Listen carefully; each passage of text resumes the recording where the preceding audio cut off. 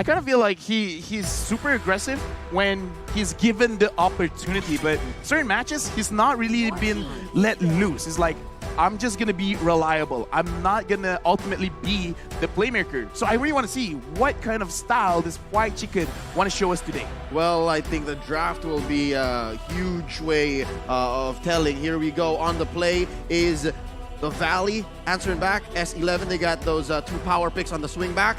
There goes the Fanny, the Kaja, S11 Gaming. They don't want to see no Glue, and Valentina, which, very oddly enough, in our first game today, did not see any play. No ban, no pick on Valentina. The other long-range mages have been more popular, but maybe we'll see a Valentina in the jungle next match. Not in this match, though. For the Valley, they're banning out all these aggressive pick-off, huge burst heroes, and now they ban that 1-1 as well. So a bit of a mix on what they want to take away from S11 Gaming. I talked about the EXP, but now I'm actually curious about the gold lane because Beatrix has been played a lot, 0% win rate still. Carry looks to be very, very strong. And because the Valley did not ban out the carry, will they actually try to get a first pick? It's kind of a double-edged sword because carry is very strong, but as a first pick, it's very easy to counter. But if you don't take it first pick, you're kind of giving it over towards S11 Gaming. So it's always a topic between first pick and second pick. Which one is better? In this kind of situation with the drafts, I kind of feel like S11 have a slight edge here. Yeah, because they're able to create. First, yeah, they can see what the opponents pick up first. They can respond, or they can craft their lineups a little better given the last pick and the first 2 picks here. But I don't think it would be wrong for the Valley to pick up the carry first. Very, very strong hero, and Basic has been playing carry for years now. He played with the MPL Philippines for a couple of seasons, about 2019, 2020, and he's solid. Again, one of the keys to victory is give Basic solid, comfortable heroes. And we've seen that the Valley is very adept at playing out these big team fights, so they are for sure, if they go for that carry pick, they're gonna secure some kind of protection for sure. But actually, Eve is the option to go for. That slow, that AoE zoning, that is what they want to have against S11. Honestly, Eve is strong against most fighters, but because of that, it's kind of almost putting Papadog at a spot where you got to use a dive kind of EXP later. I'm looking at the Yuzong, the Lapu Lapu. Even if he wants to use a Cho, where again 0% win rate as of right now. So lane as well. Whatever Papadog uses is really going to impact what's going on with the Valley, because the Valley is kind of like, okay, we're still going to hide what our marksman is going to be, so we're going to pick up the Eve. Not every single fighter can fight against the Eve, so they're putting a spot onto S11. Do you really want to counter right now? And I talk about the Cho, and they pick up the Cho. Ooh, the Cho pick, very mobile, a lot of crowd control as well. But as well as that, the Fredrin. So now, a bit of a switch up. Who is going to which role? This is the power of the flex picks we've been talking about. Flexible teams have been having such success in the current season. I like, though, how Eve was the first pick for the Valley because, yes, it's not as flexible. It's very honest where he goes, but it's control in the sense that my mid is solid. You now have to give me the solution because here's the problem, right? And Hoon is one of the best players to do this. He's so intelligent, has great mechanics, and he can control that mid lane so that eventually Basic can do his thing. And there you go, there's the carry. Yeah, I really like this kind of respect because they're really paying attention towards the draft. It's like, okay, do we really want to pick up the carry first? So they pick up the Eve first, where Eve can actually fight against the carry fairly well as well. So they pick it up first, and because they saw the Cho and the Fredrin, you know what? Yeah, carry game, and then they pick up the Lolita. But S11, 100% win rate on this Hayabusa, not for them, but throughout the tournament. And we've been hearing a lot that the Hayabusa has been doing very, very well in scrims. Jotun is known to be playing this Hayabusa. He's very aggressive, and he has that mechanics to show off. And now with 2 very ideal targets in the back line for the Valley, gonna be a bit of a problem unless the Valley has something in mind. Maybe they can invade the jungle early on and shut it down before the mid game even comes around. Which they can do because there's a Lolita in the hands of Super Shark. And this is a homecoming of sorts, ladies and gentlemen. In M3, last year's World Championships, Super Shark debuted the Lolita and immediately, almost in the first game that he played it, made it meta. Yeah, everyone else used it. It's like, was Lolita buff? Not really. But when Super Shark used it, it's like a super Lolita. It was like, it's actually super strong. Yeah, and S11 watched a lot of M3 as well. They took out the Roger. Wow. This was one of Zane's paramours from M3 as well. They're taking away all the unexpected picks here. Because as you said, the Valley, a bit of a trendsetter, And Yeah. this is what makes it exciting, right? You never really know what exactly are they going to come up with. And if they can surprise S11, then they can have a chance to just completely overthrow the expectations. And that means that in the early game, S11, known for having a calculative approach, will not have a solid solution. Yep, so far, S11 still needing a gold laner and a mid laner. As for the Valley, they still haven't given anything to Zane or to Chicken. I guess S11 might take out here another jungler, but no, they're just closing all the gaps. It's clear that Lolita's going in the roam, but they're afraid of XP Grok. Yeah, I kind of feel like the way that they're reading the pick and ban right now is like Arashi said, there is a possibility of actually countering this Hayabusa in the jungle, because what we saw yesterday in the game between Onyx and Toda, where you got the Fanny, we're going to use our EXP as well as our roamer to invade your jungle. So this Grok ban, it looks weird, but it actually fits. So what I'm looking at right now for a Chan is to actually use a very, very strong mid laner that can have a very good laning phase against the Eve. Because if the early stage of the game, level 1, level 2, you're already losing to an Eve, you're kind of losing the jungle as well. Lilia, do it, Lilia. Lilia. You need solid DPS. The range problem won't matter when it comes to the mid game. Again, you're playing Hayabusa anyways. You don't want to go to the late game. It's going to be very difficult. The Lilia makes a lot of sense. If they want to go for those early game skirmishes, with the setup from the Cho and the Fredrin, that's a lot of damage coming in from those glooms. Let's see. Yeah, right now on screen, Fried Chicken as well as Papada. So you're really looking at the EXP. And I kind of feel like the way the draft has been set up, Fried Chicken has a lot of time to see what his matchup is really going to be. So it looks like they're setting up the draft so that Fried Chicken has a good chance for success. Yeah, they're forcing him, they're forcing Papa Dog to wait. And I think that tension in the draft going into the game, loading into it, especially knowing that your opponent still has not picked up their hero, it could build up. It's like, all right, so wait, which is Chicken? What's he gonna do? Well, for the Valley, it's a bit of a different approach right here. They don't go for any flexible picks. We know where each of these heroes are going to go, but they think it's just that valuable that they don't mind exposing it. And in a way, now they can predict what will S11 take to try and counter the picks that are already so obvious. Yeah, no, there's a beauty in honesty. Like, this is such an honest draft.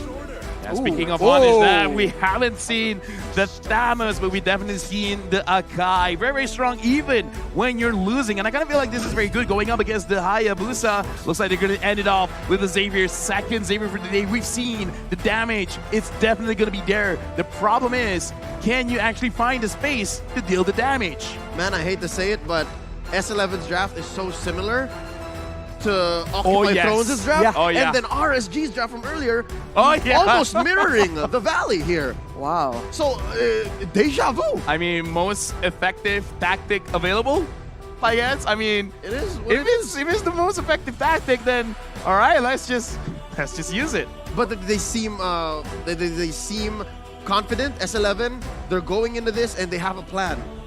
Exactly. What happened earlier today has nothing to do with how they're facing off against the Valley. And I think with the Hayabusa being a big difference here, they have a better chance of maybe having a lot of pressure in the early game. Oh, yeah. Because we saw that the issue was the lack of snowballing in the previous match. Yeah. Well, right now I'm looking at the chase, right? Because you got a Hayabusa. You have a timer onto you. And speaking of time, let's go into the second game of the day between the Valley and S11 Gaming. Quick note as to where these junglers are going to start, and it's not a mirror start here. It's actually orange to purple. So both of the junglers starting in the top side of the map, trying to make sure that they are in the right area later on. We'll have to see for both teams which lane are they going to try and put their emphasis on as Erwin, really looking for a bit of a disturbance onto Mobazane. And they force retry too. Yeah, that's very, very solid, because now they have a better chance to actually secure the Little Wanderer, which accelerates your level 4 capability. And right now, Fried Chicken as well as Papada, it looks like Fried Chicken is really trying to hold off the lane, making it so that he gets his level a little bit slower, and perhaps at the second minute, gonna quickly cut the lane and then try to force a fight onto the turtle. Oh, already Jotun making his way. Well, he'll be able to get that Lethal Wanderer. We'll have to see, man. I mean, they it's only level 2 right now, but the tension in the air, at any moment, any of these small skirmishes can burst out into a full-on team fight, as Jotun right there will be secure, but Mubazin actually makes an aggressive play, and that will be a stun onto Erwin. He's able to escape right now, but for the Valley, they have secured control over the turtle area. So despite that little wanderer going over to S11, overall map-wise, the Valley walked away with more. Yeah, definitely. But right now, I'm really looking at the draft from S11. They have two ways that they got to play for it. If they can do both, it's great because they got to chill for a single target lock along with the Hayabusa. If they can use that, they can create a lot of space for both Chan and Mile to actually get their items and scale up.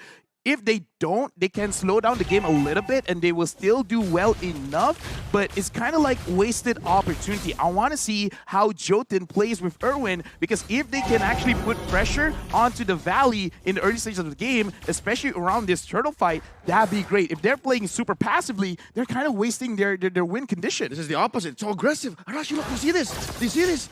He's invading. He's invading already, trying to make sure that he takes advantage of the fact that the Valley is prioritizing this turtle. Of course, the purple won't be as important for Akai in the hands of Mobazane, but right now, with that turtle in Tau, actually, we can see that the Valley might be looking for something else. Fried Chicken just pushing that aggression as they are actually making moves towards the purple buff afterwards. Mobazane trying to make sure that he does not lose out on the purple buff. He gets it, and he is gonna use a heavy spin to try and escape from that situation. And S11 Gaming will not be able to find anything in exchange. Amazing. Hakuna Matata. Everything will be all right. Did you see how Zayn took the turtle and then eventually stole away Jotun's purple as well? So nothing mattered. Well, right now, the Valley, they're in a very, very good spot because if we look at the map, they're winning top side, mid, as well as the bottom side of the map. And Orwin right now, he's being caught, and Hoon is unable to secure the kill, but that still puts a lot of pressure. S11, they're like, okay, like just to put it in numbers, right now the Valley, they're controlling like 65% of the map, and S11, they're just slowly losing the map away. And if you're losing the map, you don't have catch potential, and your farm is going to be so delayed. Exactly. And that's what makes the difference, because S11, going into the game, we said it in the draft, they want a snowball. With a lineup that has a Hayabusa, they need a snowball. Well, this mid-game might be what they need. Erwin going in, trying to find something, but Super Shark will be able to actually stave off that aggression. Mail goes for the clear, and that's the power of the Beatrix, being able to clear the wave so fast, and that allows S11 to find some breathing room. This is almost like just because the Valley could read what S11 is going to do, because we see like attempts, okay, Erwin go here, Erwin go there, but Super Shark is just there to mitigate the engagement. Yeah. And Fried Chicken, I don't need no help. I'm a Thanos. Yeah. 1v3 me. I can take it. That's as dead a lane as it gets, and I love it. That's coming from me. I'm an XP laner in game, so going into the mid game, where we're approaching the mid game, closing up into possibly the second to last turtle here, 10 seconds away. So far, the Valley has known how to respond to everything that S11 is doing. And am I right? The Mobazane steal it. Papadok now being the main target for the members of the Valley. He's able to escape though with that flicker. The heavy spin is being used by Mobazane, and Fried Chicken will be able to pick up that first blood. And that will be the Valley getting an advantage. And now they are going for more. Yeah, 4-minute first blood, that's great. What's not great right now is I have a general rule for Assassins. If you don't do well early, then you're not going to contribute much into the game unless you find the specific target. It's easier said than done, because right now Hoon and Basic, I don't see them getting harassed. And if this continues, the Valley, they can really set up the map so that they can take whatever they want. S11, they got to find a way to make sure that they get a kill or an objective on the map. If not, they're really putting the Valley in a very, very good spot. Everyone looking for something right here, but Super Shark is being so menacing in the front line, ensuring that the members of S11 do not have any chance to come even close to the turtle. We see a bit of a split right here as Fried Chicken jumps on Chan. He'll be forced to run away and actually almost gets taken out very, very low. The steal attempt from Jotun is attempted, but it won't be enough. The Valley is taking full control here. Oh, man. Two things, right? Number one, Erwin is overloaded. I feel like that Cho is trying to do too much. Trying to help his team come back, playing for vision, looking for pickoffs, and just the same. Fried Chicken is a monster. You see how hard he was pushing? Oh, wait, top lane! Top lane, Jotun goes in for the aggressive play. The Shadow Kill is being used, but there's 3 members there way too much. The Ruin Invasion is being popped up, but Basic will be able to get a kill. The sniper from Mail is being used, but it won't be enough. The Valley takes out Jotun, and as you mentioned, Assassins not doing well in the early game. Right now, S11, they almost got to slow down and actually talk to each other, because it's right now, Erwin, like you said, overloaded. You want to catch who? Who do you want to catch? Because almost everyone is impossible to catch. Some minor mistakes from S11. John alone getting chased out by White Chicken. MOBA Zane dictating the jungle. There is nothing for Jotun. Level 10, MOBA Zane. Level 8, Jotun. And this is Akai that's rocking the jungle emblem without the cooldown reduction on the retry. So he has to make more, I don't know, better time decisions. Exactly, yeah. Yeah, so that means MOBA Zane has evolved so much since we last saw him on the world stage. We see a bit of a movement though. You can see that the Valley looking for yet another play. The slow comes in, the rune manipulation is being used as well. That will be escape from Mile using that flicker, and that is the tower taken away. And look at the sneaky escape being used by Erwin. Yeah, and again, like, sure, they use a lot of their own resources, but it's totally worth it. You're not letting the marksman farm. You're taking away turrets. 4,000 goal lead with just 2 kills. Right now, S11 and the Valley, they're like, we're just going to play respectful. We're going to play discipline. If we have to fight, we will. But if we don't want to, then just run away. We're just going to take what's ours anyways. Oh yeah, that's something to note here. About 4.5k ahead, 7 minutes in. Slowly but surely, the Valley has become more mum. Earlier, they were more game to find these little skirmishes, but now they're just like, yeah, no, we'll take what we can, but only on our side of the map. We can see that the XP lane has also been such a problem. White Chicken will be a lot more of an issue later on because he is doing that macro play. You can see that the members of S11, they're just forced to be pulled away from the main objectives due to that pressure. And there's not much S11 can do here. Again, my eyes are on Erwin. LaFell, you started this whole thing. It's like, Erwin do this, Erwin do that. And I think number one question is, do they even know where the Valley is for Erwin to do these things? I think the Valley, they just have the Sharingan. Oh, Papado tries to engage, and Hun missed flicker, but it really doesn't matter. No one caught him. Right now, the Sharingan eyes on the Valley. They know what's going to happen before it happens. Erwin tries to come in. Papado tries to come in. Is like, I see you coming in, and there's nothing that you can do. Hun 1v1 against Jotun. Oh! Not enough damage. You want to know? You want to know a secret? You want to know a secret? You know how Hoon survived that, and White Chicken's gonna get this, by the way. Ooh, White Chicken is still trying to escape from the situation. 1v lead won't be enough though. Jotun will be able to pick up that kill, but at what cost? Right now it's a 1-for-1, but the Valley will be pushing. It's worth it, this conversion. By the way, Hoon, his first main item, LaFell, or actually listen up, Brute Force Breastplate. Wow. I don't need to deal much any kind of damage. Basic, it's all you. That's 185 IQ right there. I'm just gonna survive, man. They're gonna try to find me. Well, good luck. You found me. Now what? Now what? Right? Talking about how you buy items at the right time, knowing your role and what your team wants to do. That's something that most Eves won't do right there. First item, Brute Force Breastplate. Yeah, just to add on just a little bit, Hayabusa needs to win early. He lost early. He was denied early. Now he doesn't have enough damage. Now you build tanky items against him. It's not looking good. There's just a lot of options available for countering this Hayabusa because you can use with the Wind of Nature, but Heavy Spin being used right here. Jotun will be the main target. White Chicken jumps on that opportunity as Papadog will be the main target. The flicker with the Numen and Blast does not land, unfortunately, but the Valley has taken control once again. S11 Gaming has no solution. Man, the Valley made Papadog more like Baby Dog. He's not doing much. Look, he's sitting at 0-3-1. Usually, the Fredrin wants to go 2v1, 3v1 in lane. The way that the economy is gone, he can't build items. And the thing is, White Chicken is like, I don't know what rotating means. I'm just gonna stay here. Yeah. And if someone wants to stop me, yes, they can. Yeah. But while you're trying to stop me, everyone else, they're moving the gears towards mid, moving the gears towards top side in the jungle. Oh, and right at the Valley's taking all. That's a concealed play by the Valley, looking for Aaron right here. Numen of Blast being popped so early. It is cancelled, but look at the damage coming from the basic, as well as Hoon. There's way too much for S11 to take. That will be Aaron taken out yet again. Peter Bryce, you monster. You see how much damage he was dealing? All they needed was to slow down Erwin, not even stop him in his tracks. It's just, okay, stay there for a bit. All right, good, we move on. Moving on indeed right now. The skill score is 6-1. And S11 Gaming, it looks like they're not entirely sure what should they do. And right now, Hayabusa is just trying to clear the waves. Super Shark as well as White Chicken really don't care. This is the first Lord. Can the Valley actually end it right now? They don't really have a lot of range to work around with. Of course, they have the high ground coming in with the real world manipulation. And now with the waves being pushed, they're going to get at least one here, it seems like. But it seems like S11 is playing it calculatively, and the Valley do not want to risk Erwin making that hero play, keeping him on his toes though. All right, this is the Valley making the call. We'll take it slow. We'll take tier 2 in mid. And so far, Yeah, Fight Chicken has left Casa de la Chicken. Like, he left that bottom part of the map, and he's now helping push 5v5. It's just so difficult as the Valley goes for the top tower right here. Look at Fight Chicken going in, the 1v4 essentially under the tower, and he's not even taken below half HP. The rest of the team tries to follow up on this big play, but it seems like S11 will not be able to even deter him from doing so.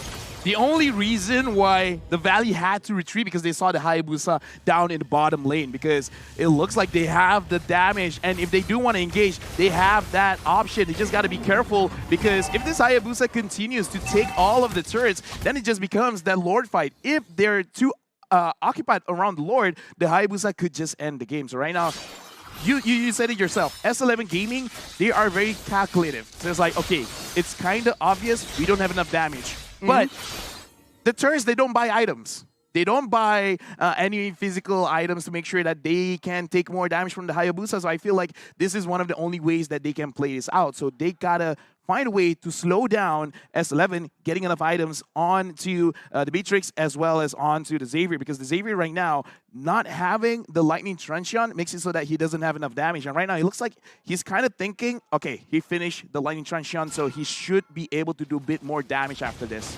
Right on cue, but look at the Valley looking for a play yet again.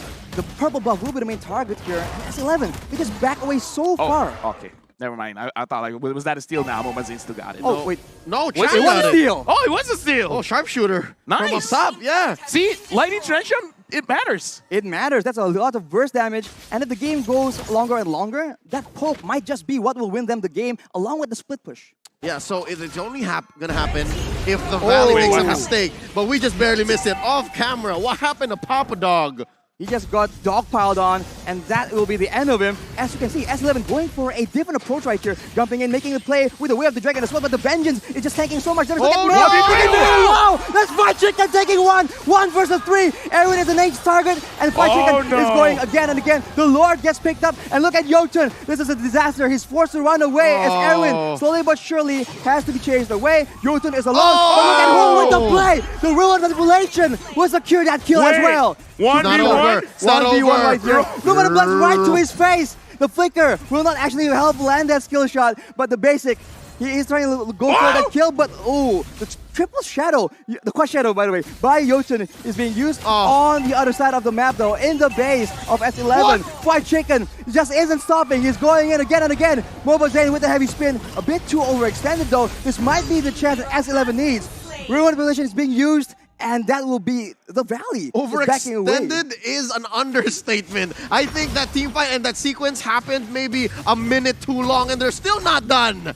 They go for Jotun, and that will be him finally taken out by the members of the Valley. And now with the Lord pushing in on the top side, consider S11. They're trying their best to clear this Lord, but it might not be possible. Super Shark comes in yet again, just stunning up Papa Dog as the Basic just do so much damage, and the Numenor Blast actually lands. Basic, no fear all the way in the front, actually trying to out-damage Mel at the same time. Erwin and Chan, the only two members left alone against the Lord, against the three members of the Valley. It won't be enough. The Valley will be the winners of this match. Took a while. But the NA representatives, the crowd loves it. Dude, I mean, like, it's so weird where start off the game slow, mid game slow, and late game just went to 11, man. It just pushes all the way, right? Late game had like fights happening across the map.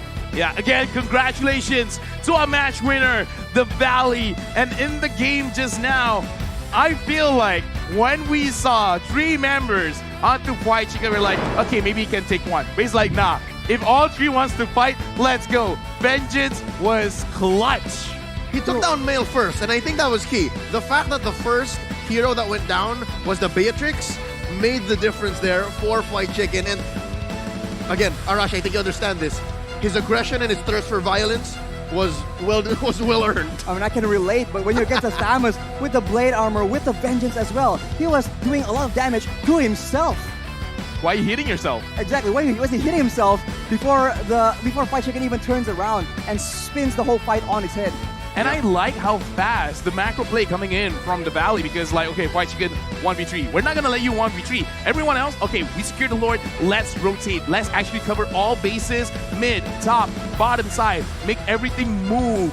And the thing is, if Super Shark actually got that 1v1 kill on the Hayabusa, it'll blow my mind. And the thing is, Yotun was actually recalling in his face, so that makes it all the more spicy. But ladies and gentlemen, I just have to say, and let me be the first to say it here at the world stage live from Jakarta, the hype is real. The Valley has come and they're stronger than ever. North America is a threat. They are here, and it's no... I don't know, I'm surprised how much and how well they've evolved and how much they've grown. Again, you put it so well. They controlled the whole map, the whole game. It's one thing to be really good mechanically. It's another thing to be good macroly. But it's also another thing where you have evolved your own style. Where we usually see, and we say this, like, good games are boring games because you know textbook-wise do A, B, C, D, E, F. If you like stray too far, you can make flashy plays, but sometimes that can actually be punished. Here they're like, we're gonna be very disciplined. We know what to do. We're doing it. We're not gonna be making mistakes, at least from the early to the mid stages of the game. Arashi, tell me, because we're about to see the item builds here, how often do you see an Eve build a brute force breastplate first, knowing that Hoon was gonna do what he did? Against the composition from S11 Gaming, I think it's just a very smart maneuver. I've seen it a handful of times, but for the most part, especially if as a first item, that is a very surprising choice. Right. Yeah, timing is so important, and thank you for pointing that out, Leo, because I kind of feel like they've already, like I said, seen the future. This is a Hayabusa, he wants to come in, so my damage is going to be enough, and it's not the thing that really matters right now. The slows, the controls, that's what's important. Surviving is more important because in MOBAs, the damage dealers, you got to deal a lot of damage, but the number one task, staying alive. So that is a very clutch item. And speaking of items, S11 Gaming, Chan did not die in this game, but still, the generation of items is a little bit slow. In fact, having the Genius Wand as the fourth item, I kind of feel like is misplaced. I kind of feel like if he used the Divine Glaive, he would have had a little bit more damage, especially looking at the Valley having, let's count it out, because I saw that Super Shark already has the Athena Shield, and going up against the Athena Shield is probably better to have the Divine Glaive. And if you don't want a Divine Glaive, honestly, Glowing Wand is a good choice as well. Yeah, no, the Genius Wand actually says you have time, but no, S11 did not have time. Yeah, they couldn't go the DPS route. Let's look at the post-game stats, though, and what numbers these players were putting on the board. Looking at this, again, like not only the draft, but a lot of the same teams in terms of the stats, because team fight-wise, Chan, as a Xavier, 100% team fight participation rate. Besides that, Super Shark, 7 total assists, the Forgotten One, did an amazing job actually preventing a lot of kills going on to his damage dealers. Sandbag, Papadal, 108,000 damage taken. And this is crazy. The rich guy and the carry doesn't go to the jungler, doesn't go to the gold laner, it goes to the EXP laner. White Chicken, 778 gold per minute. 50k damage dealt by staying in his own lane. He's just embodying the spirit of Southeast Asia and just continues farming all the way alone in his lane. In the southeast part of the map. Exactly. Wow. So, coincidence? Yeah. I think not. And with that gold lead, he's able to just get so much far ahead, not from kills, but only from farm. So when S11 went for that play, they were just not expecting such strong opposition coming in from White Chicken. Yeah, no, he was not at all pressured, and he literally just did his thing. S11 tried to stop him and failed, and that's how we got to this point. And this point, we're going to talk about who actually impacted the game the most. This is your MVP from the Valley. It's White Chicken. Again, highest goal, highest damage. KDA 4-1. Kill participation barely was there. But whenever someone wants to attack him, bring it on. I got the heat. I got the firepower necessary to take a 1v3. Yeah, there should be an alternative. Like, besides kill participation, you have to have map presence. He was just everywhere, and wherever he was, wherever he was, there weren't kills happening.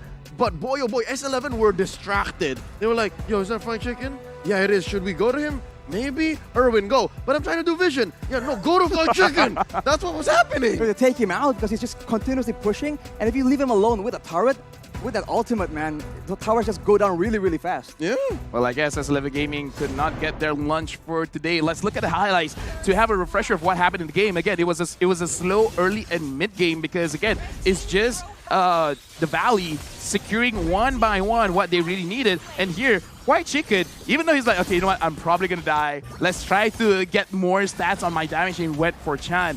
And in this game, it's just a situation where the Valley secured everything for themselves before S11 could respond. Yeah, short to say, S11 ain't having no ayam for lunch today. It's actually the other way around. Chicken was the one who made them their Look lunch. at this. Especially this moment. Beautiful. Oh! Absolutely beautiful, man. It's just crazy. Again and again, S11, they try their best, but the harder they try, it seems like the worse they come out at the other end of the team fight. So that domination from the Valley is just insane. I think that's just the nature of the beast, just the way that Thams works as a hero, that the likes of Yu Zhong and Lapu-Lapu, again, other strong X-Plane heroes, He just likes don't speed. have. Yeah, they just can't deal with that. They have to hit him back. Yes, you have that clear way to the backline with the Yu Zhong, but if you're Thams, you can just stay there. It's very different from the way Fredrin does it. I like how EXP laters really have evolved from the early days of Mobile Legends, right? Because right now we're having heroes like Toms, like Glue, where we like to absorb damage, but we also like to dish out the damage. And this really creates a situation where almost anyone can be a star player, a difference maker. And in this game, White Chicken just wants to remind everyone he popped off in M3. M4 is going to do it again. Oh no, and he's doing it so comfortably. Would you agree, Arashi, that the Valley just looks amazing right now? The domination in the lanes all across the map, it all began with that EXP lane, with him being able to be so oppressive, yet at the same time so safe. There's no real threat from the side of S11 to deter him from just pushing again and again, and from there on, the mid and the top side as well, everything just getting pushed off, and from there, the lack of vision just made it very difficult for S11 to try even find any kind of success. Folks, the Valley has one more match tonight, but here we go, upcoming. It's going to be another best of one. The next match is about you're not gonna want to miss, all right? Please stay with us because coming up next, it's RRQ Hoshi going up against Occupy Thrones. Is that enough time? Do you think Occupy Thrones has reset? It's in my... Okay, here's the thing.